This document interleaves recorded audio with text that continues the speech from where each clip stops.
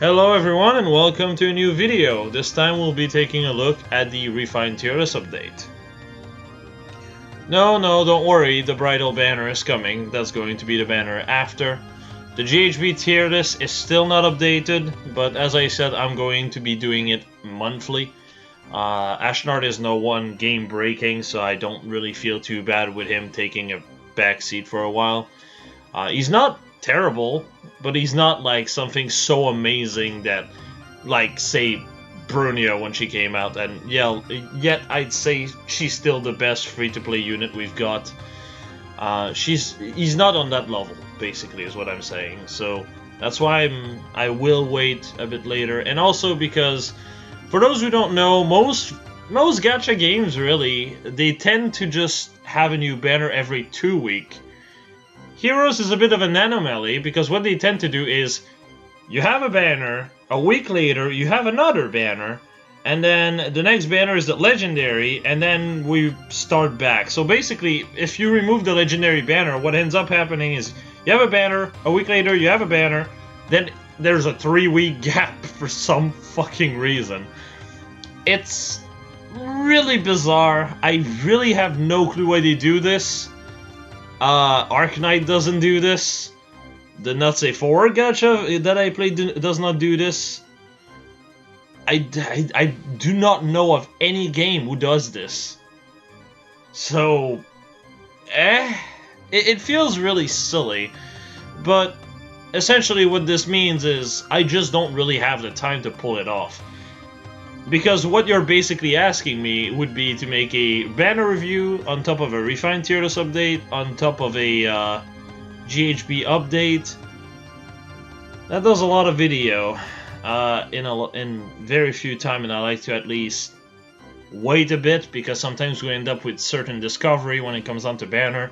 A great example of that is like with the Chaos Rachinol and the way it interacts with Attack Respawn 4, or the way it interacts with Panic. I like to run tests or wait whether I can have the unit myself to perform said test, and therefore obviously give a better video at the end of the day. I despise really rushing a video out only to feel a day or two later like, oh, I should have added this, I should have said this, I should have done this.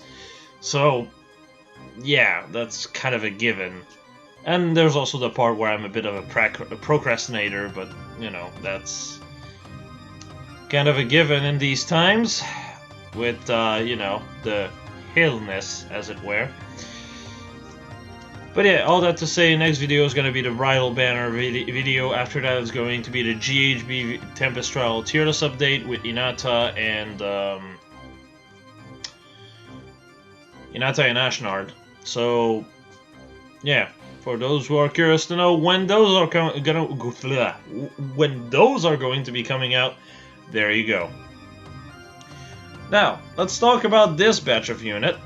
This batch of unit is, I guess the best way to really describe it is, all of them are awkward. All of them.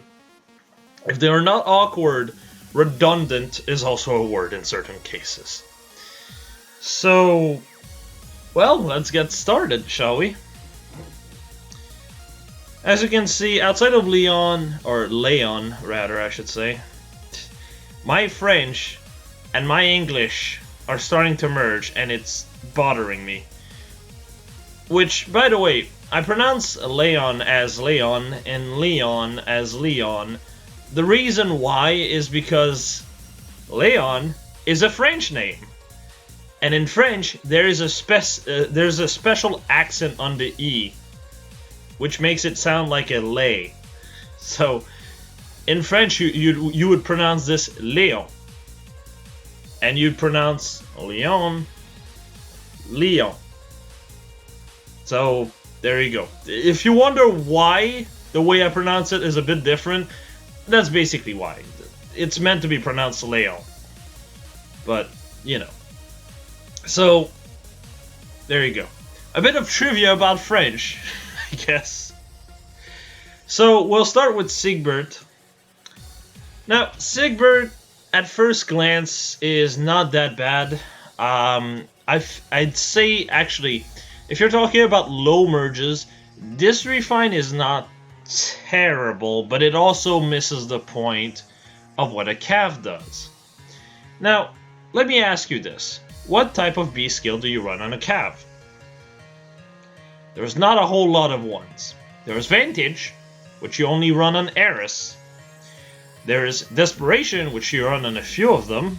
Typically characters with a slaying effect, so you can run Gale Force, you know, without taking damage, and be rather consistent at it. He doesn't have that, of course. And then the last one is obviously lull skills, right? What do lull skills do? Well, it neutralizes foes' bonuses from 2 stats. I think you can already see where I'm coming from here. The thing is, Seibert has a really good stat line. Always has been amazing in terms of stat line. In fact, for a long time, he used to be the best sword cav. Though right now, I'd say, if you're talking about sword cavs, purely from a stat line perspective, I'd say Sigurd is slightly better, but it's very, very slight. He's only slightly better because he has a slightly better res. That's really it. Other than that, I don't think there's any cav that's really better than him in terms of stats. The problem is really the fact that his pref is not really helping him. But let's move on to why I think is neutralizing foe bonuses from skill, fortify, rally, etc. during combat is a bit redundant. We're talking about a unit with 35 speed, a unit that gets 4 speed from the weapon, 5 speed again from the weapon, so you're at 44 speed, and then a buff pushes you to 50 speed. This is unmerged. This is unmerged. Do you really need to have more speed than this? Because with merges you get pushed up to 54. At that point, you do not care about removing buffs in speed from your enemy. That will not really help you, right? So what are the stats that matter then? Attack and defense, right? What does low attack def do? Do you see where I'm coming from now? That's really the main problem Seibert has. Yes, you get more stats, but that's really all that matters. The fact that you have a dual all does not matter. If, for example, if lull skills were locked to calves, and this was a weapon for an infantry unit, this would be a good weapon for said infantry unit. Because lull skills would not be a skill that you could get. This would be good on a flyer, this would be good on an armored, but it's on a cav. Cavs already have access to lulls, and he already has a good enough speed stat that the fact that he would get rid of the speed buff on your enemy doesn't matter. And also, removing buffs in res from your enemy doesn't do shit for you. It really doesn't. So, that's awkward. It's pretty redundant as well, so at the end of the day, what you end up with is Swift Sparrow with a bootleg attack speed solo refine. Wow. Why? Why is this a thing? So, that's why he's not really looking too hot, and that's why he's in 8 here. That doesn't mean that he's useless, that doesn't mean that the weapon is awful to the point that you should never use it, but it does run into another set of problems. You have too much attack. You have so much attack for Gale Force that you might actually one-shot. This is a problem I run into with my Rid at times. And of course, if you're dealing with big tanks, that's fine. You will not struggle that much as a result. If you're dealing with a big tank, this weapon will work just fine. So, if you're talking about doing AA with Seibert, perfect. He's gonna be able to actually pull his weight there. Because you'll be able to use him on units with a lot of bulk, since you'll typically deal with armored units. That said, most armored unit you'll come across will be Winter Sophist. Winter Sophists might actually require more speed. And no, I'm not talking about getting rid of a speed buff on them on Sophists. You genuinely do not have the speed to work against her, even at plus 10. Sophist is just not exactly the type of unit you're meant to deal with. Because Sophist, first off, typically runs steady posture. For some reason, this seal is super present on her, even though sturdy stance would be a better choice. I think steady posture has been the seal I've seen on her 80% of the time. It's actually kind of obnoxious. Speed plus tends to happen a lot because whales don't really know what matters the most. Seriously, speed plus on her is so redundant. It's going to help you for maybe some matchup, but for the most part, it's not going to help you that much. But yes, she tends to run that with 41 base speed with flowers. So, you know, speed plus pushes that to 45. Then you have flowers to 46. Then the weapon to 51. Look, you have 54 speed. One, you're buffed. You don't have enough speed already. And that's, you know, if she's not buffed. But buffs won't do much difference. And you can't really use buffs with this weapon because you need to be solo on top of, well, by buff I mean like drives, by the way. You can't really use buffs like Brave Lucina effectively because you won't be enemy phasing much. Because you're meant to player phase with this.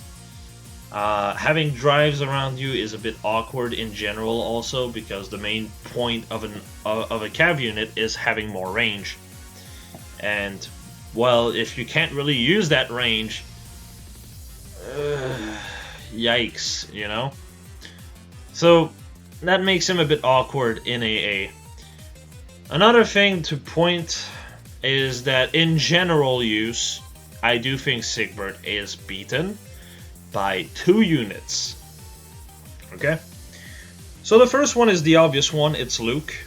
Luke has an insanely good refine because at the end of the day, the refine is very simple, okay? It's an 11 might brave weapon that function at all time. If the enemy does not have a buff, you get an extra 6 attack and defense. So essentially it becomes a 17 might weapon that also provides you some defense. Now, when you keep that in mind, you also realize another thing. It's a brave weapon, meaning unlike, say, Seibert, which might actually have to run Desperation, you don't need that with Luke. Another thing to note is that obviously, you know, Seibert hits 25 attack with his weapon, so he ends up with 8 more attack. So, from that point of view, great. You know, that's you end up with more attack. The problem is you can't really do the type of combo Luke can do as easily. You need setup, you need to get in Desperation for it, and it can be overall fairly awkward. At the very least, Seibert can work in multiple teams, but so can Luke. And another thing to note about Luke is that Luke is way easier to plus 10. Seibert is a Gen 2 unit. Until we get weekly banners for Gen 2 units, it's just not worth it. Luke is on weekly banner, okay? And on weekly banners, plus 10ing a weekly banner unit is half the price of plus 10ing, say, Seibert. It is insane how good weekly banners are. I know I've said this before and I'll say it again because I know not everyone were there the first time I said it because it's been a few months of this. But if you want to know how good weekly banners are, they are actually better than Hero Fest in terms of raid because it's a 3-man banner instead of a 4-man banner. 3-man banner always have better raid than 4-man banner of the same rates because the rates of getting a 5-star are distributed amongst 3 characters instead of 4. So, as a result, 3-man banners are always better than 4-man banner. This is why I also say if you're looking for Hero Fest, or not Hero Fest, but Choose Your Legend, wait for the Hero Fest to come out because every anniversary we get every single anniversary that we get for heroes, we get a revival of like the Choose Your Legend characters as a Hero Fest. it's better odds, and if you want to plus 10, say Dimitri or Claude, that's the time to do it, not before. That's just the way I look at it, and, you know, that's up to you to decide what you want to do with that information, but personally, that's what I would do. And that's what I will do, because I'll most likely work on plus 10ing Dimitri, because Dimitri's my boy. But to go back here, Luke is cheaper and does very similar things. And not gonna lie, if you think that Luke's weapon is inconsistent because it requires the enemy not to have a buff, keep one thing in mind, or really two things in mind. Dual Close is a thing. It's available on the 4-star, that being Cormag. And Dual Close shuts down any buff your enemy has if he's physical. If he's range, aka a mage, you typically kill him anyway. I think I've made my point. Luke is actually pretty solid overall. I do think Seibert 1 under Desperation is a bit better, but the problem is setting up. Setting up can be a bit awkward because he has a very shit rest stat, which can actually backfire on you.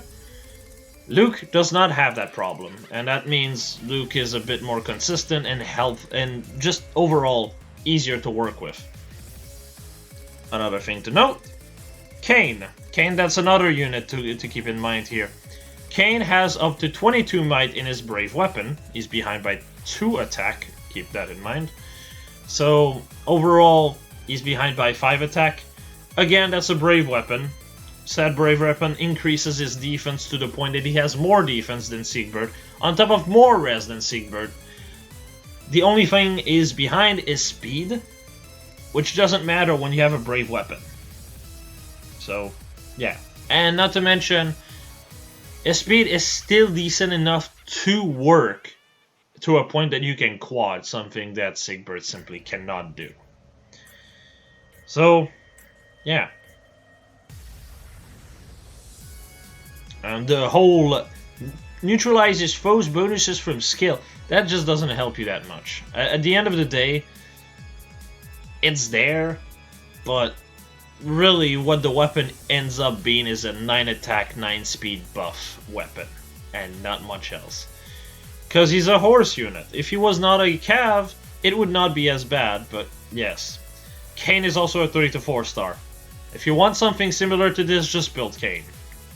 As you can see on the tier list, he is actually not that bad. He's in the S tier for a reason. Kain is just overall...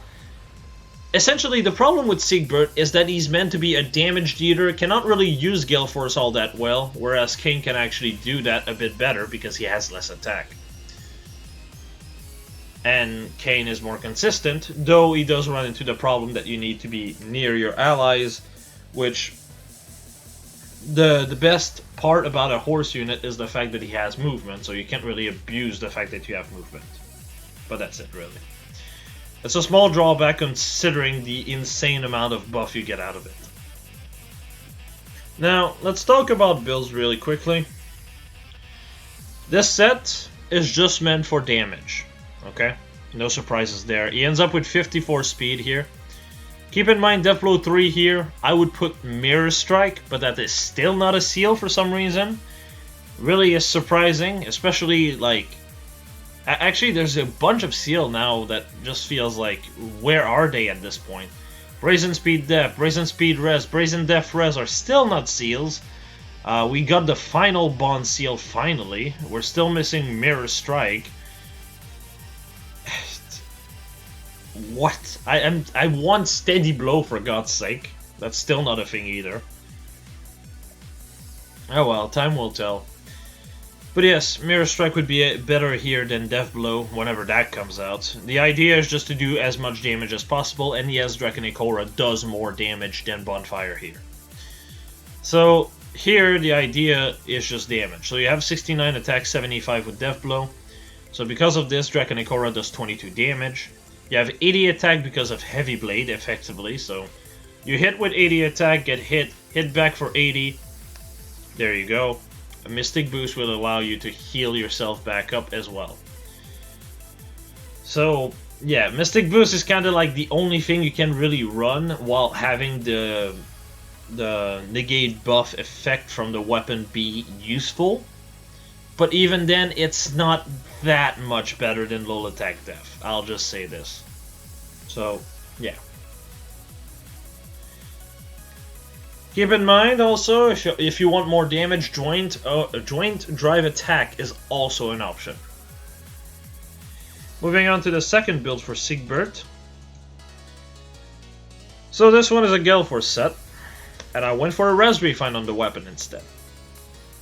Yeah, because you kind of run into that problem, like I said earlier, where you just have too much attack otherwise. Here you still have 64 attack, which is still a lot, and that's the whole reason I did not take low attack def. I took low attack speed purely because I did not want to do even more damage, because at that point one-shotting becomes too consistent, or rather, not one-shotting becomes too inconsistent, and the idea is to hit, get hit, hit, so you can actually proc Gale Force. If you can't proc Gale Force, you're kind of in a bad position, aren't you? So yeah, low attack is also here purely for the fact that it gets rid of your enemy's attack. Combo with Def Res Solo, of course, you're basically looking at 42 res, so your res is actually effectively patched up, and you have 50 defense. So 50 defense, 42 res, which is not bad. Not to mention, you're also sitting at 64 attack, 52 speed. So, personally, this is the build I would aim for the most. But even then, it's not very good, and there's definitely better option than Seibert to build. Alright, so that was 22 minutes to cover one character, so hopefully this one will take less time. Moving on to Gwen. Boy, oh boy, oh boy. Gwen. What have they done? I get that because she's an armored unit, they didn't want to give her too good of a pref. Because at that point, right now, she can score very similar to Valbar. In fact, unless Valbar has a 300 SP A slot and C slot, you will score the same as Valbar with this weapon. As long as you have a 300 SP A or C slot. Keep that in mind. But yes, this weapon effectively is really awkward. Essentially, what it means is that whenever you're getting hit, you get 2 charges as long as you're over 50% health. You also get 4 def and res. This is multi-phase, by the way, so it doesn't mean you're locked to Vengeful. You can also use Bullfighter. Now, with that in mind, it's really awkward, because the main set you would like to run on Gwen, okay, requires you to go Speed Refine with Special Fighter. However, if you do this, well, you basically just have a slaying lance with 2 more might. Sad part is, that's probably the set I would settle with. I did not really showcase that build because it's really obvious. It's just DC Special Fighter, a Speed Refine with Aether. That's it. And Speed Res Bond. Like I said, it's very basic. This is the main set I personally would run. But if you wish to use the weapon, which is fair, well, here you go. So this set here is using Vengeful Fighter with Attack Res Bond. The idea is just to one-shot with Bonfire. So you can also use Attack Def Bond if you want to have more damage through Bonfire. But I suggest you to actually make your bulk better overall. One of the good thing about this weapon actually is the fact that since you're not going for Special Fighter and you're instead running Vengeful or Bold Fighter, it is kind of good in the sense that you can go Res Plus, so you can actually have really good mixed bulk. Whereas if you went Speed Plus, you would not have access to this. But other than this, it's kind of, well, it's okay. I just wish it was a bit more. So here you're basically looking at 52 def and 50 res, which is pretty solid. And as far as attack is concerned, you're looking at 61 attack.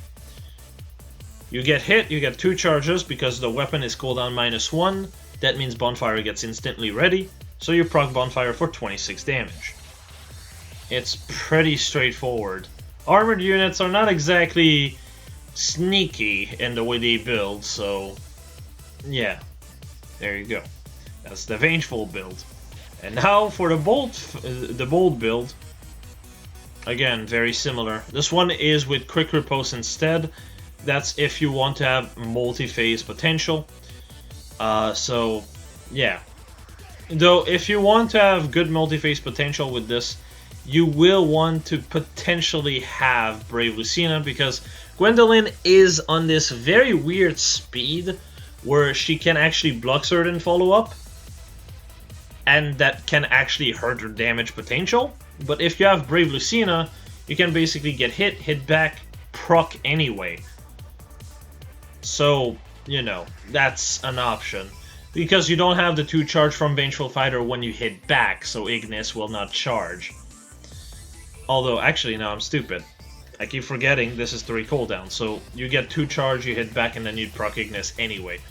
But if you want to use Aether, that's the one, then you want to use Brave Lucina so it's more consistent so your enemy face can still use it. Keep in mind, Aether will proc on the second hit, and that can be fairly awkward overall.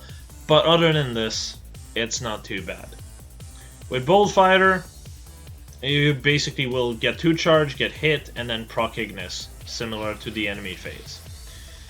So yeah, that actually can work pretty well. If you have Aether with Bold Fighter, you'll get 2 charge, get hit for 2 charge, and then proc Aether, so that's also an option. It's just really awkward because you'll proc Aether on your second hit typically, and your damage is... well, I guess with Gwen it's not so bad because your attack is decent. The problem is, here it's a bit redundant to get 2 charges when you get hit, when the main set that you want to run on her is Special Fighter.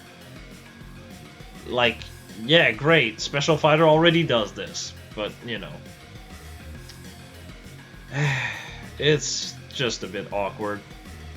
I will also say, you can also do a slightly different set with Special Spiral. If you have Special Spiral with Aether, you can basically make so that the Lance gives you the 2 charge you need to proc Aether and just loop Aether as a result.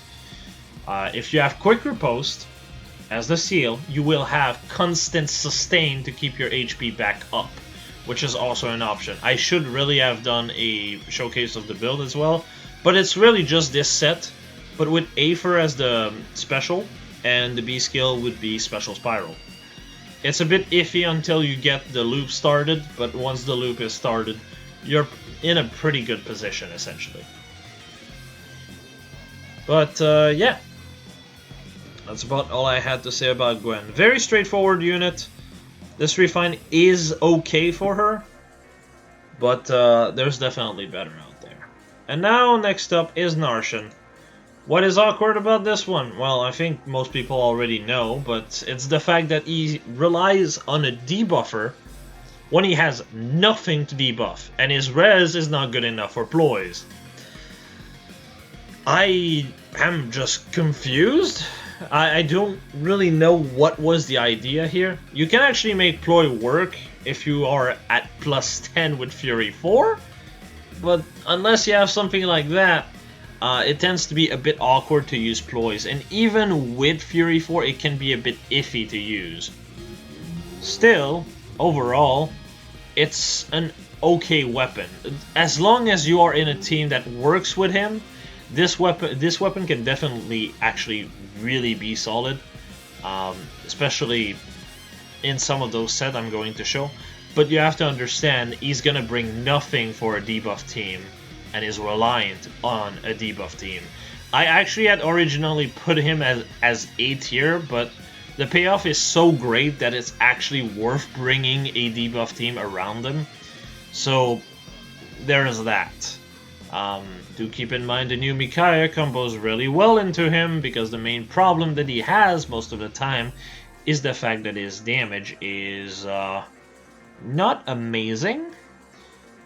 Micaiah is a source of disappointment for me.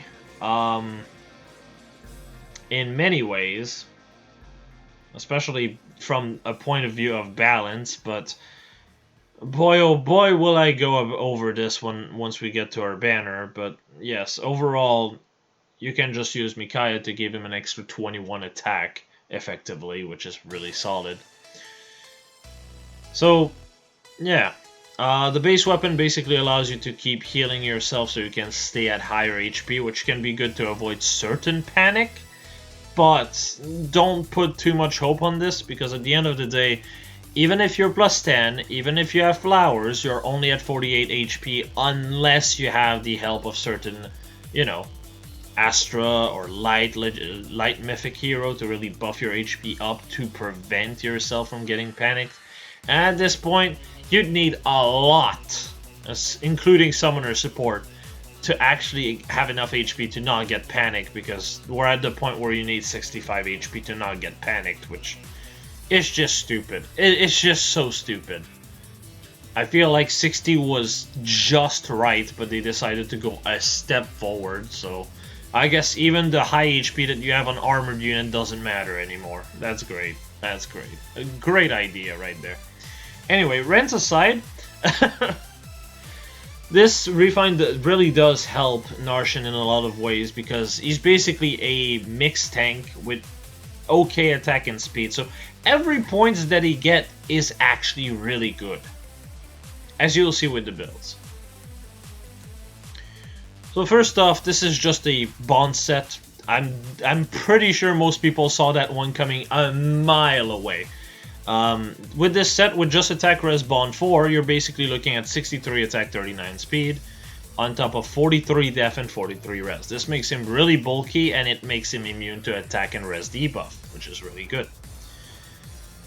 Attack speed bond also pushes that even further, so you're now at 68 attack, 44 speed.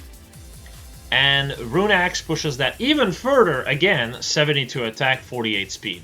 On top of 47 def and 47 res. And you still have 50 HP to go with this. So hey, not bad, right? Well, yes. Then you have Joint Drive Attack.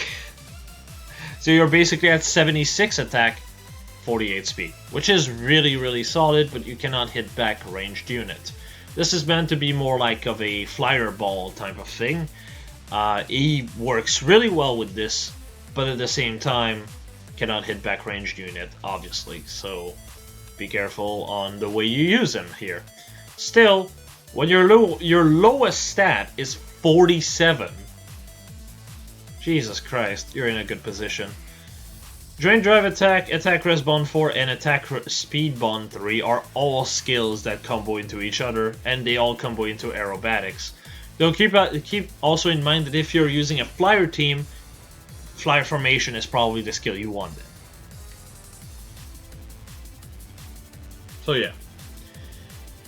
Another thing to note is that he does not have cooldown -1, so bonfire can be a bit iffy. That said, if you're talking about an enemy phase build, which will, you know, rely on Brave Lucina, you can actually run Ignis and basically get hit back, and then proc Ignis if you have enough speed. So that's an option if you feel like that's something you want to work with. So yeah. Moving on to the second build. This one is definitely more so focused with Brave Lucina in mind, as you can see here. And also this is focused on him not being adjacent to someone else. Here, the idea is, first off, Mystic Boost lowers the recoil of Fury to 2 damage, so that means that Rune Axe will actually be able to heal him easier back to full. So, you know, the recoil is not as bad. Mirror Stance is also here to give you more damage. Keep also in mind that if you think you have enough sustain, if you think that, you know, Soul is going to be enough for you, or skills like such will be enough to keep your HP top tough, you can also, instead of Mystic Boost, run Pegasus Flight. you will have enough res for it, but it's definitely more on the awkward side, and unless you run Fury, it's not gonna work. Which means it limits it to one build, really.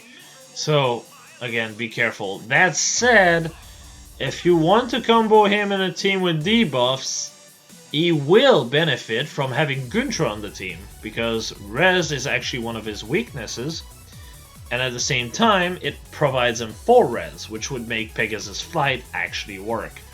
That said, it's a bit iffy and it only works on win seasons, so, you know, while I do say it's a good option, because anyway, you'll be using Guntra to inflict debuff as well as loot Saizo, Matthew, characters like these, and, you know, the new Micaiah as well, you'll be inflicting debuff through them, so, you know, having enough res for loot is almost a given, so having him as a wind hero is not far-fetched either. So yeah, that's actually an option also if you want to have Pegasus Flight be more effective, or if you want to use Distant Counter with Pegasus Flight.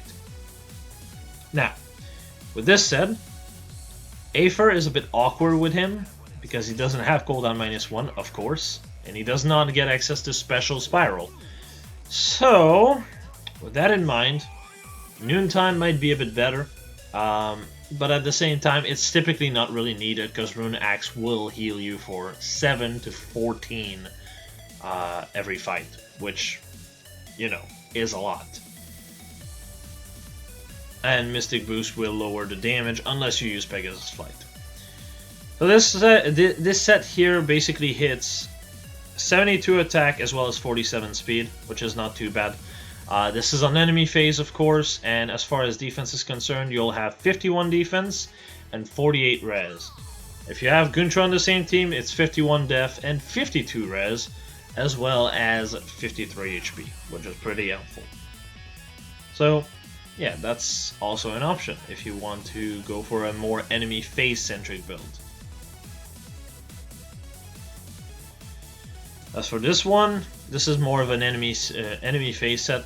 As I said before, if the goal is to use Pegasus Flight, you'll need Guntra for this set. If you have Guntra, the set does not change, by the way. It's basically still the same, it's just you'll have more res, so Pegasus Flight can be actually used. Because 36 res is definitely more on the iffy side, in my opinion. I think 40 res is about the bare minimum you want to have for Pegasus Flight. At least if you want it to be consistent. Because if you wanted to check specific matchup, that's a different story altogether. Though for a green, most matchup that, you know, Pegasus Flight would help in, they tend to be red. So not exactly a good idea. Unless, you know, you hit enough res. So, the idea of Swift Stance here is just to cover his res and speed, because he does not have anything to buff his speed here, outside of Rune Axe, so he would actually still hit 47 speed here, as well as 64 attack. So, the attack is a bit lower than usual, obviously, because you only get 4 from Rune Axe and 4 from Joint Drive Attack, you don't get 4 from the Seal. But, you know, if you have Pegasus Flight with Guntra on the team, that jumps up quite a bit. As far as your bulk is concerned, that also jumps quite a bit, depending on the matchup. So, hey, that's also an option if you want to use this. So, yeah. Most of Narshan is better used with, you know, Brave Lucina, because he's mostly an enemy phase unit. Brave Lucina also covers a bit of his speed disadvantage that he has here and there. Like, for example, if you have him at plus 10, right? And you have Brave Lucina supporting him, and you have all 5 Dragon Flowers on him, the 4 speed from the Seal is not as needed anymore, because you'll already be at 47 speed, because of the 3 speed from Lucina and 1 speed from the Flowers. So that's 4 speed, that's, you know, making up the Swift Stance that you basically run purely for the speed. So you can run something like Warding Stance instead, and or use Brave Lucina to cover your res a bit more by running double drive res, and then run something a bit different for the Seal, like Fierce Stance if you think your damage is the problem, or something similar. So yeah, Honestly, I really do wish Narshan would also be able to use push skills as seals, because my god, that would be really well. That would work really well with his weapon and Mystic Boost. So, yeah. Overall, fairly solid unit. A bit straightforward in the way you build him, but that's kind of a given considering what he has. Really, the biggest drawback that he has is really the fact that he relies on being in a penalty team, which, you know, is not exactly consistent for him. Since, well, he does not bring anything to the table. That said, like I said earlier, if you run something like Fury, like here, you have a decent enough res that you can also run ploys instead, so you can be self-sufficient to some extent. You can also run Guntra on top of this, so you can actually provide ploys to combo into Loot, to combo into Saizo, to combo into Matthew. So yes, there's also that to keep in mind. So yeah, that's about all I had to say about Narshan. Moving on to Leon. So Leon here. Here's what's the awkward part about him. I feel like I'm saying this about every character because I really am. Here, so essentially what this does is very simple. It's a cooldown -1 weapon. Duh, moving on. A Seraph Combat, if you have over 50% health, you get attack, speed, and death +4. Makes sense. The part where it's kind of awkward is the part where it says, and if unit initiates combat, foe cannot make a follow-up attack. You want to know what IV you want to run with this? You want to know what A slot you want to run with this? You want Res Plus. You want Mirror Impact. What does Mirror Impact do? Foe cannot make a follow-up attack. A bit redundant, isn't it? Hell, if you really want to just invest on nothing but his defense, you'd be running Sturdy Impact anyway! So it just ends up looping back to the same problem of, hey, you're bringing me an effect that I would have anyway, which is kind of just, that's the problem Seibert had. That's also the problem that Gwendolyn has to some extent. At least in her case, there's an alternative. But here it's like, there's not a single build I would recommend that does not run Mirror Impact.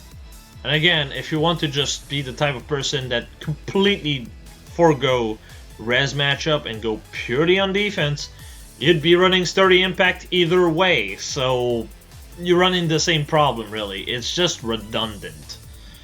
If that effect was something like you get an extra follow-up, or I don't know, the enemy cannot buff in like any of those 3 stats, something like that probably would be better. But the way it is, it's like, oh great, first part of the effect pretty helpful, second part, what the fuck am I doing with this? It's just too situational, I find. And by situational, I really just mean like, if you don't have the fodder, it's good. If you're talking about high investment, this refine, it helps purely because it gives you stats, but the second you go outside of said stats, well, yeah. So there's 4 builds for Leon. Bleh. God damn it, my English is rubbing on my French. So this is the main one, really. You're basically looking, because of Bow of Beauty, you're looking at 65 attack. Actually, because of Swispero, this is 69 attack, 48 speed, which is really solid overall. And as far as defense is concerned, you're at 44. That's why I say Sturdy Impact is not really needed, and you'd rather focus on fixing your res. Because at that point, if you, well, Res Plus is an option, you know, because it's a super boon. I went attack plus here, but res plus is definitely an option you can consider.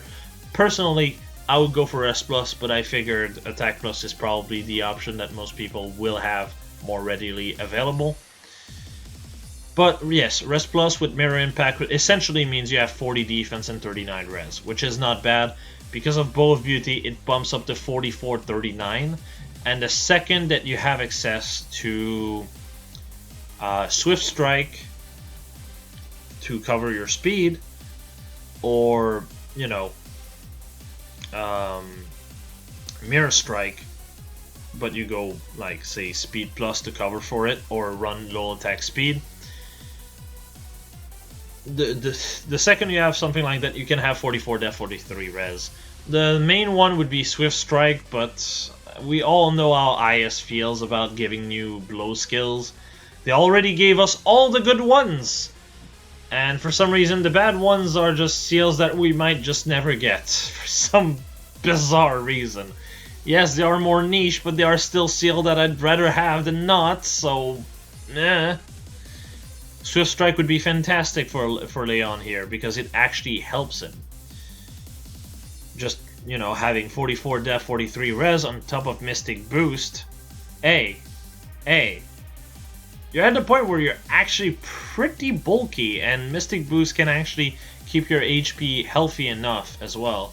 69 attack is, well, with Swift Strike could be at 65, but right now you have 69. You're going to be able to one-shot here and there, which is good enough because it actually provides you just the 6 HP when you one-shot anyway. But yes, personally I would go Res Plus, but Attack Plus is also an option. Res Plus just means that you're going to be sitting at 39 res effectively, which, you know, opens a few more options at just being a bit bulkier, so it's easier to stay over 50% HP. Obviously, it is to some extent better to have a healer than not, but he is self-sufficient enough for short maps. If you're talking about long map like Tempest Trial, this set is probably going to be a bit iffy. I think the earlier map is going to be just fine, but on the later maps, that's where it's going to become a problem. Same thing with Chain Challenge also. Now build number 2, this is the one with low attack speed. Again, Res Plus is a better option here. And again, Mirror Strike is an option whenever that's gonna become a seal. So here you'd be basically looking at, actually, did I even calculate this right? No, I don't think I did. That's 67, 71, 75. Yes, I'm stupid. I forgot the 6 attack from Mirror Impact. It's 75 attack, 48 speed. My bad. So now for this one, you're basically looking at 65, 71, 77 attack. If you have Mirror Strike, that would be 75 attack, obviously. Low attack speed is a good alternative to Mystic Boost if you want to also reduce the damage you're going to get. Keep in mind you will not have any heal with this, so you can do one of two things. One, you could run Soul, you know, that's also a given, because if you run Soul you can actually keep your HP higher. And 2, you can have a healer. Both options are valid. Personally, I do think having a healer is a bit better because Leon will miss kills otherwise if you run Soul. That's just kind of a given, really. Because he has Slaying Bow also, I should point this out. I didn't point this out in the first build, but really, it's pretty obvious. Bonfire becomes a 2 cooldown, which means you hit, you get hit, and then you proc.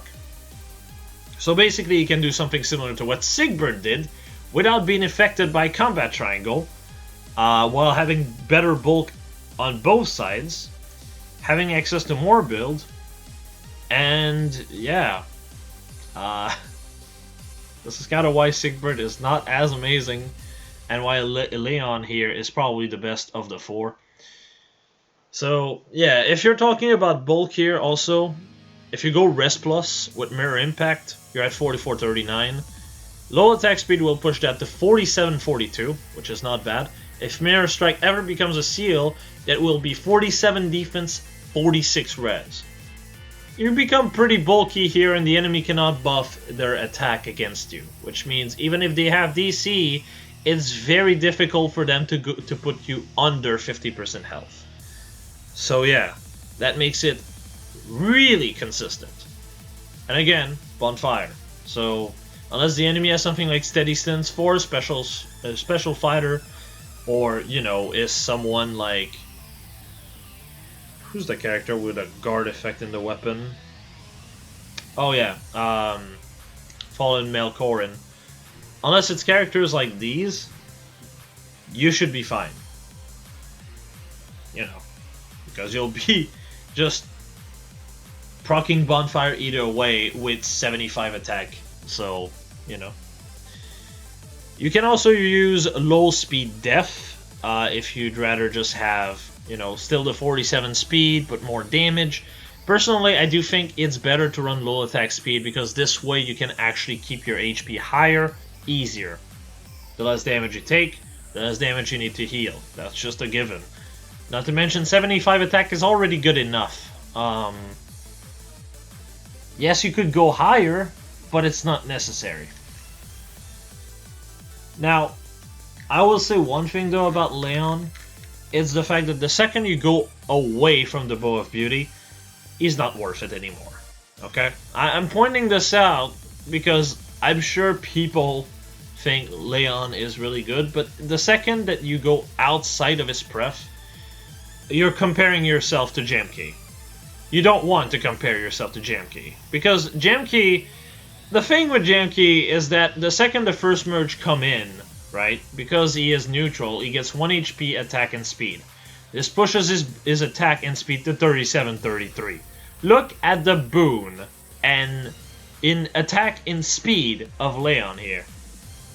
Yeah, he ends up with the same attack and speed if he had an attack and speed boon at the same time. Yeah. Jamkey has a disgusting amount of offense, and that's why in my GHB tier list, he is in S tier. You do not want him to be compared to Jamkey, so you want to stick with his weapon. The second you go off of his weapon, like I said, Jamkey just blows him out of the water. If you can go attack plus, then you'll have the same attack as him, but you'll be behind in speed. Or you could go speed plus, then you'll have the same speed, but you'll be behind in attack. And regardless of how you're going to go about it, you will be behind. That's just a given. So the second you go in a Brave Bow set, the second you go in base slaying or short bow, Jamkey typically will outdo Leon here. So, yeah. Still, overall, it's pretty solid.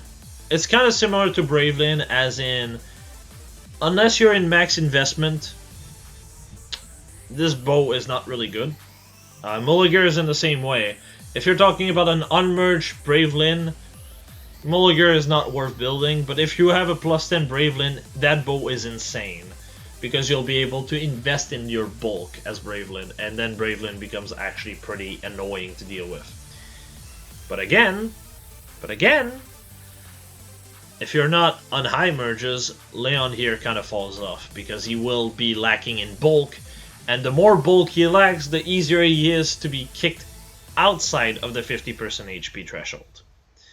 So yeah, this is a drawback to some extent. But like I said, the second you're at plus 10, way better. Especially if you have flowers on top of this. Because if you have flowers, boy, speed becomes a bit more consistent, more attack, more bulk overall, so it's even easier to just survive hits.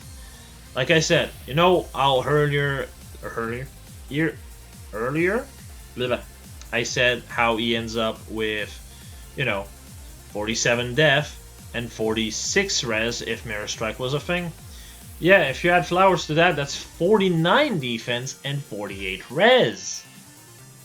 So it's even harder for him to go under 50% health, even with distinct counter units. So yeah, you consider that at the end of the day. Again, though, I will say, if you're talking about lower merges, if you want to invest in nothing but defense for him, that's also an option, and it will do just fine. But yeah, moving on to the third build. So this one is with Special Spiral. It's kind of a given. People should not really be surprised about this. It basically makes Aether a 2 cooldown, which means you can just get hit, and then proc Aether. So you can have a bit more sustain with the Bow of Beauty, which, you know, works really well for him. Keep in mind, again, Res Plus is also pretty advisable, because you'll end up with 40-29, which mean with Mirror Impact and the Bow 44-39. I'm pretty much repeating myself at this point, but yes, if you have Swift Strike, that's also as a seal whenever that comes out, that's also a good option, because then you'll have enough speed while also having 44 def and 43 res. If you have Flowers, that's 46-45, so yes. You can be still pretty bulky while also having Aether proc at every fight, as long as you don't have to deal with guard, which is good because, again, it gives him sustain. The drawback with this is the fact that you're getting hit, and then you proc Aether, which means you may miss kills as a result. Or not really miss kill, rather you miss healing, because the enemy might be on like 10% HP when you proc Aether. So, oh boy, I just do the last 10 HP this mob had with my 80 damage proc. Great, I healed for 5. Woohoo! You see, that's kind of the problem you may run into. Still, sustain is better than no sustain, and unlike the other set that you would be running Soul with, you actually get damage out of it. So it can be pretty helpful here and there. And the last set is the obligatory AoE set. Surprising nobody here. Keep in mind, Gemki does something fairly similar, and you can do this with Brave Bow as well. My Gemki does that all the time with every LHB and all. That's kind of what happens when you end up with 67 attack with a Brave Bow. But yes, Leon here can also do something very similar. And, well, at that point you want to refine to attack instead of Bow of Beauty, because yes, you get 4 attack with Bow of Beauty, but that's not added to AoEs. So, you know. So yes, with Life and Death and Special Spiral, that means basically you'll proc the AoE, then kill. You get 1 charge for attacking after the AoE. You get 2 charge back because Special Spiral, so you can just loop AoEs constantly. It's the same concept as Ophelia or other cooldown -1 unit running AoEs. So yes, this works pretty well. If you think you want to just have more stat in combat, Swift Sparrow 2 seal is also an option, though personally I would not go for it, but that's just my opinion. I think attack speed 2 is overall a bit better, because you'll be able to proc more damage outside of combat, which is typically where the enemy cannot really buff itself up to hell and back. But yeah, those are just my 2 cents. And that's about all I had to say about Leon. So, yeah. That's about all I had to say about this. In conclusion, really every character on this banner has some kind of problem. Redundant, awkward, those are really the word of the day here. Seibert, too much attack for Gelforce because of the way his weapon work, and redundant because of low attack def. Gwen, redundant because of Special Fighter, but you can kind of still make use of it with Vengeful and Bolt Fighter, and it also makes her work even on lower merge, which if you go with Special Fighter, unless you're plus 10, it just doesn't work that good. Then Narshan is really reliant on having allies that can inflict debuff, because he himself will struggle unless you go Fury 4 with Guntra to be at least semi-consistent at ploying. But the payoff is actually worth enough to actually maybe consider putting him in a team if you actually do like him. Leon here is really the biggest winner, but like I said, it's again redundant because he has mirror. Because both set will either run sturdy impact or mirror impact, nothing else. Which is really redundant because the weapon also blocks follow-up. I guess that means you're going to be able to kill that 2018 build of Hector that uses base armads with quick riposte, haha, with Wary Fighter to just have Omni Breaker against everything. To this day I still don't understand, and I'm glad that nobody actually used this, because it's just bad. But yes, with that out of the way, Leon is definitely really decent. If you like him, congratulations. As for the other three, I'd say Narshan is good. Gwen is good if you already have Red plus 10. I think it's worth running, just because that way, even if your speed is trash, you can actually make use of her as an AA counter to certain units. But Seibert, my god, is just not worth it. In general, with my tier list, for those who don't know, which might be most people, because honestly I do not point this out enough. Going back to my tier list for a sec. Anything that's A+ or higher is what I consider worth refining. Anything that's an A tier or lower is not worth shit, or not worth refining at all. I'm saying this because, well, some people seem to think that unless it's S or S+, it's not worth refining. That's simply not true. Look, I've refined a lot of character, even in A+. I've refined Titania, I've refined Minerva, I've refined Klein, I've refined... let's see here... no, I did not refine Nephany because our weapon is good enough as is. I refined Leaf because I like Leaf, and I refined Pala, as well as Seth, actually. So don't consider a unit that is not an S or S+ to be unworthy to ever refine. That's just simply not true. If you have a favorite that's A+ or more, feel completely free to actually just refine it. It typically means that it's worth it. It just may mean that in some cases you need to be using a more specific team comp to bring about the strongest out of them. Like, for example, I mean, I have Ines, right? He's an A tier character. I refined him to defense, of course, not the actual weapon refine. And I just face tank Brave Hector that does 0 damage to him despite the fact that he has base 14 defense. Team comp is more important than the character himself, or herself in some cases. Just keep that in mind. It's not because a weapon is useless by itself that the weapon is going to be worthless always. Nidhogg is a perfect example of this. But yeah, going a bit off tangent here. I think I've covered about everything I wanted to cover here, though, so I'll be seeing you all next time. Next time will be the banner review. So hey, I guess I'll see you there. Have a nice one, everyone. See ya.